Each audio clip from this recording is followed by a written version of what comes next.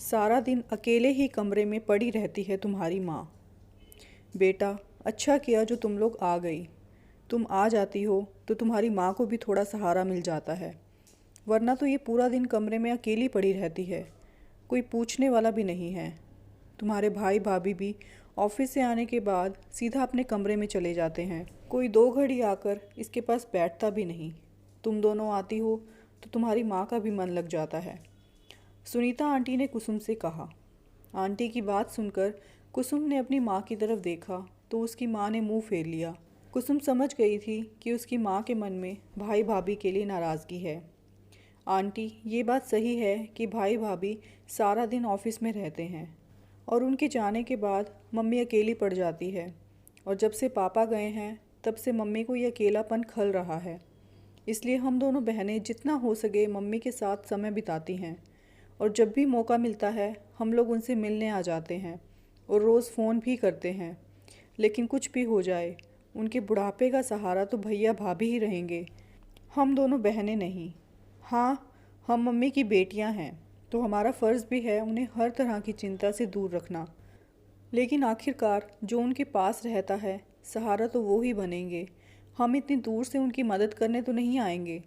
अगर मम्मी हमारे साथ रहती है तो फिर कोई प्रॉब्लम नहीं है, फिर हम सब संभाल लेंगे। इसलिए आप भी मम्मी को यही समझाया कीजिए। ये कहते हुए कुसुम ने आंटी के सामने हाथ जोड़ दिए। कुसुम ने आंटी की बात का पलट कर जवाब दे दिया तो आंटी वहाँ से चली गई। आंटी के जाने के बाद कुसुम अपनी मम्मी से बोली, मम्मी, माना कि आप सारा दिन अकेले रहते हो, भैया भाभी भी ऑफिस चले जाते हैं और ऑफिस से आने के बाद भी आपके साथ नहीं बैठते, लेकिन आपने कभी सोचा है कि इसका कारण क्या है? पापा के जाने के बाद भैया भाभी ने हर तरह से कोशिश की आपसे बात करने की, आपको खुश रखने की, लेकिन आपने कभी उनकी बात का सीधा जवाब नहीं दिया, वो भी सिर्फ एक बेमतलब के डर की वजह से। आपको हमेशा लगता था कि भाभी आपसे अपने मतलब के लिए अच्छे से बात करती है। आप सोचते थे कि भाभी चाहती है कि ऑफिस जाने के बाद आप उनके बच्चों की देखभाल करें, लेकिन ऐसा कुछ नहीं है। ये सिर्फ आपके मन का वहम है। और क्या भाभी के बच्चे आपके कुछ नहीं लगते? जब परिवार में हम लोग सब साथ रहते हैं तो एक दूसरे की जिम्मेदारियां उठाने में हर्ज क्या है? आपको पता है कि आज के टाइम में केवल एक आदमी की कमाई से घर चलाना मुश्किल है, और वैसे भी भाभी जो भी कमाती है वो पैसा तो आखिर घर में ही आता है, चाहे वो घर के खर्चे के लिए यूज़ हो या फिर बच्चों के खर्चे के लिए। कहीं ना कहीं भैया की ही हेल्प होती है। मैं और दीपिका भी तो नौकरी करते हैं, हमें भी छुट्टी मिलने में मुश्किल होती है, लेकिन फिर भी हम किसी न किसी तरह आपसे मिलने आ जाते हैं। और हम भी सारा दिन घर से बाहर रहते हैं, तो इसका मतलब ये तो नहीं कि हमारी सास और ननद भी हमेशा हमसे नाराज़ रहें। उन्हें भी पता है कि अगर कोई मुश्किल आएगी तो सबसे पहले हम ही उनके काम आएंगे। इसलिए मैं आपको भी यही समझा रही हूँ, क्योंकि अगर आपको कोई परेशानी होगी तो सबसे पहले भैया भाभी ही होंगे जो आपकी मदद कर पाएंगे।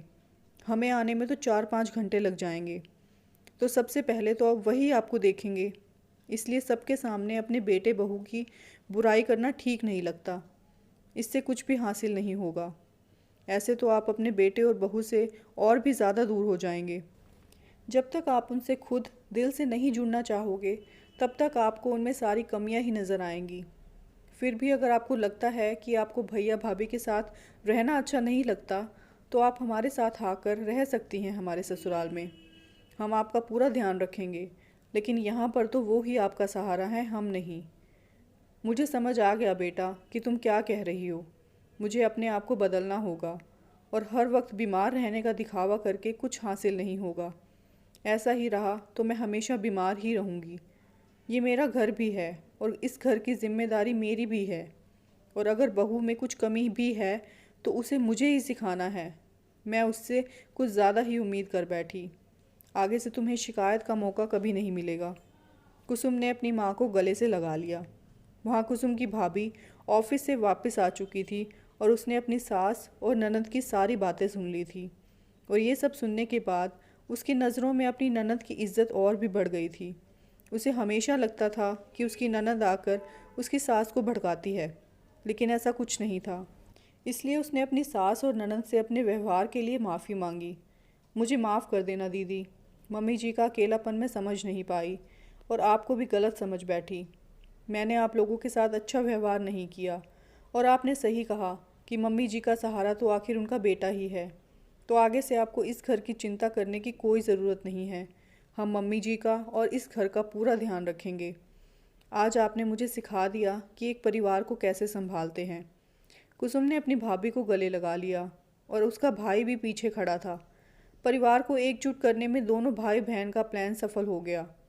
आज कुसुम खुद को ही शाबाशी दे रही थी कि उसने अपने मायके के रिश्तों को टूटने से बचा लिया। उसे आज सुकून महसूस हो रहा था और लग रहा था कि अब उसे किसी चीज़ की चिंता करने की कोई ज़रूरत नहीं है। दोस्तों, परिवार का मतलब होता है एक दूसरे का साथ देना, एक दूसरे की जिम्मेदारियों में हाथ बटाना, क्योंकि साथ मिलकर चलने से मुश्किल रास्ता भी आसान लगने लगता है और ज़िंदगी का सफ़र आसानी से कट जाता है। दोस्तों, कहानी को यहाँ तक सुनने के लिए बहुत बहुत धन्यवाद और इसी तरह की कहानियाँ सुनने के लिए चैनल को सब्सक्राइब, वीडियो को लाइक और शेयर ज़रूर कर देना। Thank you for watching this video.